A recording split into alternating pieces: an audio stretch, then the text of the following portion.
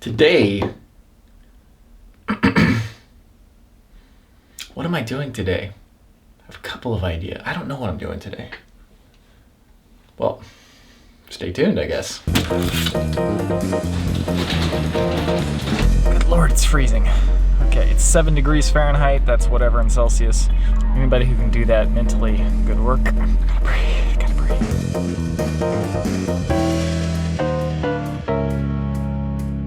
Okay, so the new episode is done. You can see it right now at patreon.com/adventure. And I just want to say thank you to everybody who supports the channel.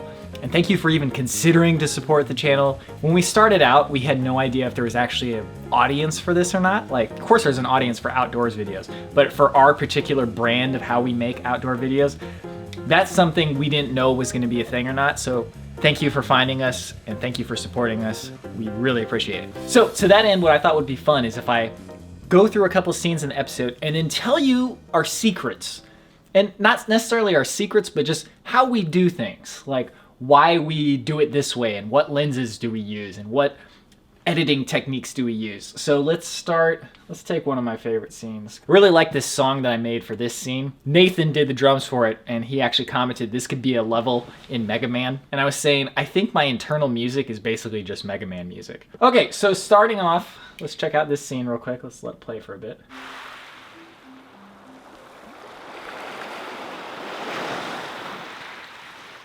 So this was done with a telephoto lens, and what telephoto lenses can do for you is they can compress distance. If you've never seen the difference before, you might not really realize what the difference is, but I've talked about this in the vlog before, but this is like the Armageddon Michael Bay shot.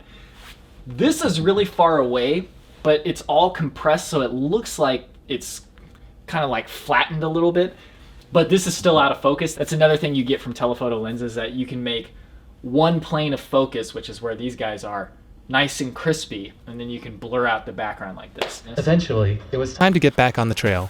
We had spent a lot of time at the beach, but now we had to make some progress.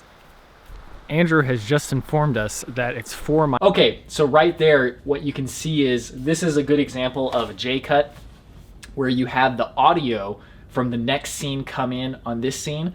Andrew has just informed us that it's 4 miles to our campsite, and we've got about 3.5 hours left of daylight. So for us, and it's a weird thing, but it kind of like prepares you for the next scene and keeps you from getting bored. You're like, oh, I'm looking at this, but I know something else is coming. It's a really effective way to bring in dialogue, and we use it all the time. That is just doable. Okay, and on this shot right here, this is something we add after the fact all the time. It's where we punch in the image digitally and then we slowly zoom out. So you can see that happening right here. And this one is punching in. Still punching in again. Those are all added after the fact. You kind of do it just to taste and with music. It's a very subtle thing, but it gives the image a little more motion and dynamicness. So this is a Steadicam shot, obviously, and I was walking along in the trees. One thing we've learned as we've done more and more videos is that if you're gonna use a Steadicam, don't just point it forward just walking. You just end up with lots of extra footage that you don't need, and it's not very interesting to look at. Vary it up with objects in the frame, and then do interesting camera movements. Don't just follow. Like, it's nice to have a smooth following shot when that's all you need, but if you're trying to make it look cinematic, pick cool stuff that you can do with it, and that's one of the things we did here. This is another telephoto shot right here. Notice that there's leaves and stuff in the foreground. I really like when we do telephoto that if you have like something in the frame kind of like obscuring it, it gives it this really cool feeling. Somehow, the scenery got more and more amazing. The cliffs and rock formations seemed to become... This is another example of using depth of field to give it a more cinematic look. We put the guys in focus right here, but we put everything else out of focus. Those are what makes the difference. It's not just pointing the camera in a cool, interesting angle. It's also using the frame. Like, our guiding principle is doing stuff that looks cool to us. The cliffs and rock formations seem to become more intricate and impressive. And then we still show what we were looking at here. So it's kind of like we set it up and you see it out of focus, but then we show what the eye line was looking at with this telephoto shot of the background. And the fall colors became even more vibrant as we went along. And this is a classic example of show what you're telling. So we're talking about the colors and we show the colors at the same time. This is like the cardinal rule of making videos. You have to show what you tell and don't set something up without paying it off. Like that's one thing I do in the vlogs all the time that I hate that I do is if I talk about something and then I forget about it and then I don't follow up on it later and actually give the conclusion, then it's just like you're left with this dangling thread along. It was really true.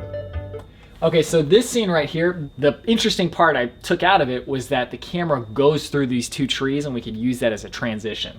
It's like the camera is leading towards that. This place just did not quit. And here, okay, so this is a shot of the camera on the ground and you get this really dynamic shot of the feet. It's not that this is so amazing or like nobody's ever done it before. It's just adding things like this just look visually interesting to me. Oh, and like a silhouette shot right there, also visually interesting.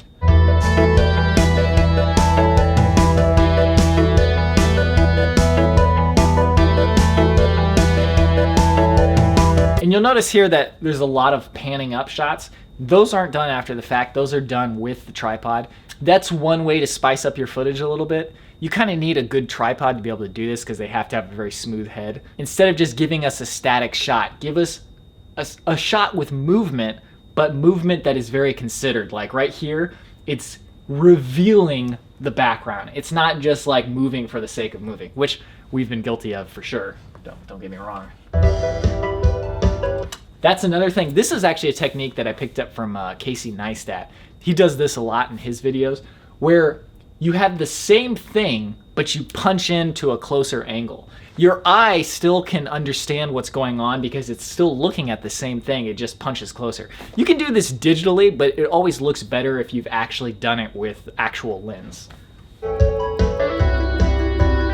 I don't think this was telephoto, this was probably about 70 millimeters, but you get the nice compression and then you get the depth of field. You see how Andrew's in focus here and I'm out of focus, Brian's out of focus. And there was just a simple match on action where we were walking towards the camera and then it shows us turning. Nothing too amazing about that, but those can be interesting too.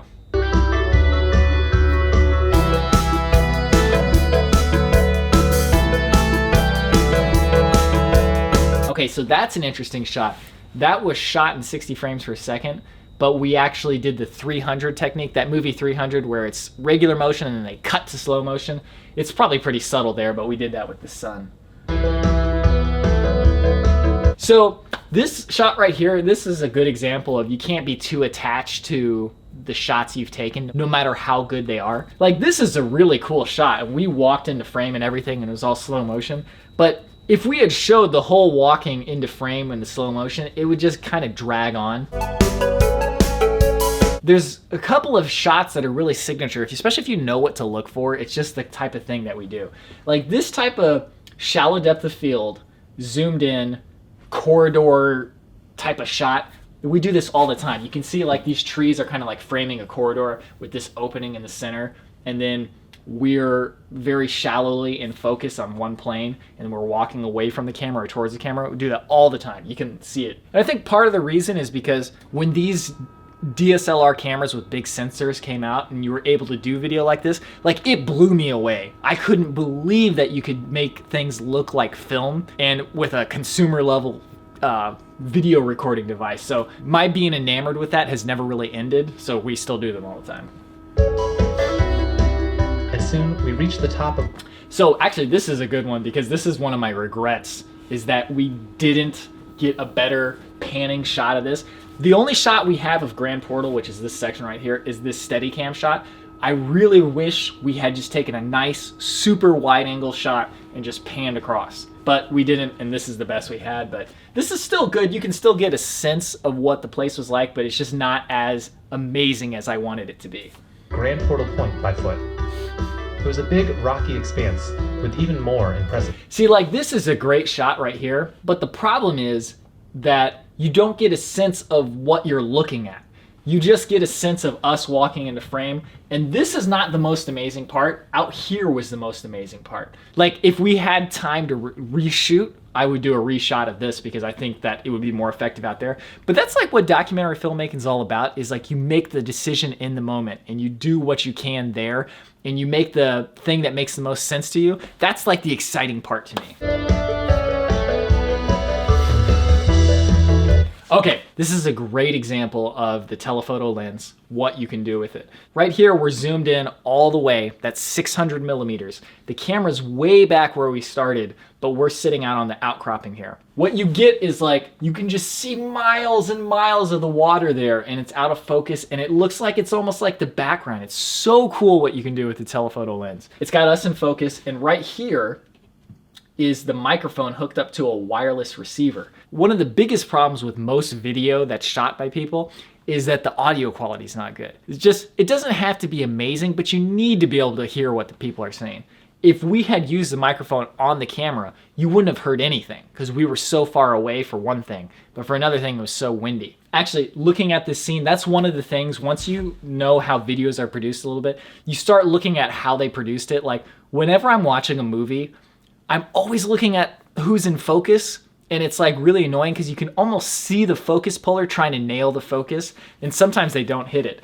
And then like in documentaries and stuff, like I'm listening for the audio quality. There was a documentary called like Secrets of the Unknown or something. It's like this guy had an art exhibit where he purposely buried stuff in the ocean and then unsunk it and then made a documentary about it, but it was all fictional. But it looked real. But the first clue that I knew it was fictional, I was like, this audio quality is way too good. You could not get audio quality that good on a live documentary because they're like on a boat and stuff and people are pulling stuff up and like the audio is pristine. And I'm like, how did they get the microphone right to who was talking at the right time? And okay, so this shot is pretty interesting.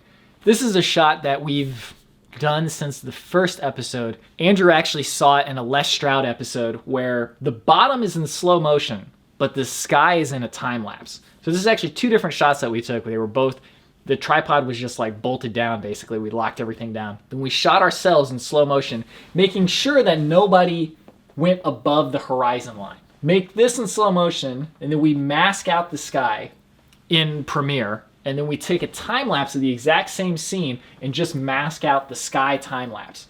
Combine the two, you can see that the sky's time lapsing. It's not very dramatic because we didn't do a very long time lapse, but you can tell that it's moving faster than it should be. And we're moving in slow motion. But anyways, that's just a super cool shot that we love doing. And we usually forget to do it, but this is one instance where we actually remembered. So that's it. Hope you enjoyed that. If you really enjoyed it, it'd be lovely if you watched it at patreon.com/adventure, where you can watch it early before the public release on February 1st or whenever that's gonna be. Thank you to everyone who supports us, and thank you for considering to support us. Yeah, I think it's a pretty good episode. I hope you'll enjoy it. We're gonna be going on another trip next weekend, so we'll have another episode. We're gonna try to do one a month for at least a few months. See if we can keep up that pace. I think we can. I'm definitely optimistic, so. So this is some homemade bread that somebody made, and I've already eaten dinner, but this looks too good. I gotta try it. It has none of that fake flavor you get in breads. When I eat bread, I'm like, it really makes me wish that I could just eat nothing but bread Yeah, me too. and survive.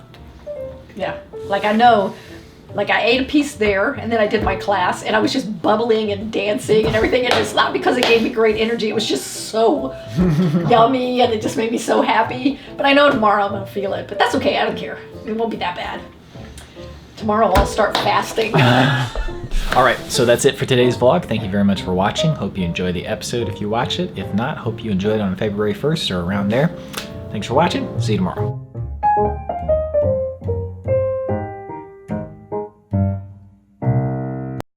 You have to show what you have to tell what